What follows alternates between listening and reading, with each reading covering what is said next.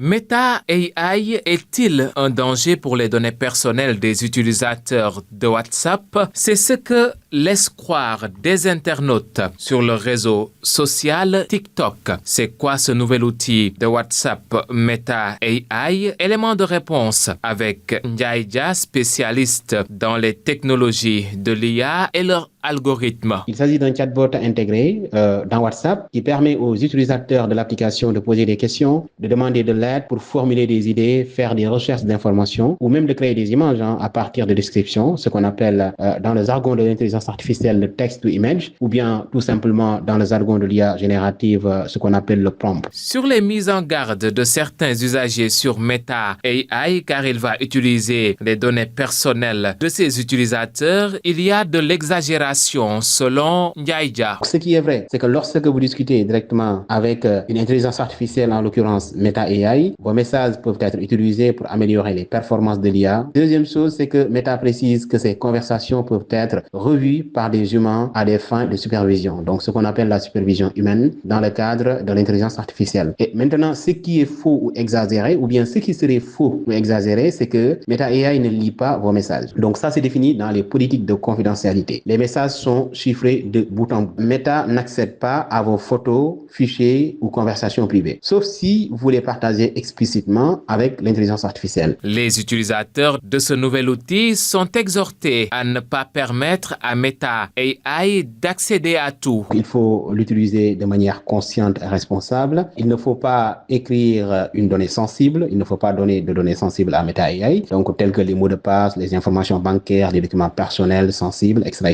Ça, il faut l'éviter. Ensuite, il faut également poser des questions qui sont générales, informatives, comme vous le feriez avec un moteur de recherche, par exemple. Également, l'autre élément sur lequel on peut jouer, c'est vraiment de bien gérer les paramètres, d'interdire à l'IA, à ces systèmes-là, d'accéder à certaines informations et de leur donner accès à d'autres informations. Donc, Meta AI est un outil comme ChatGPT, mais il ne prendra que les informations qu'on lui autorise de prendre d'après sa politique.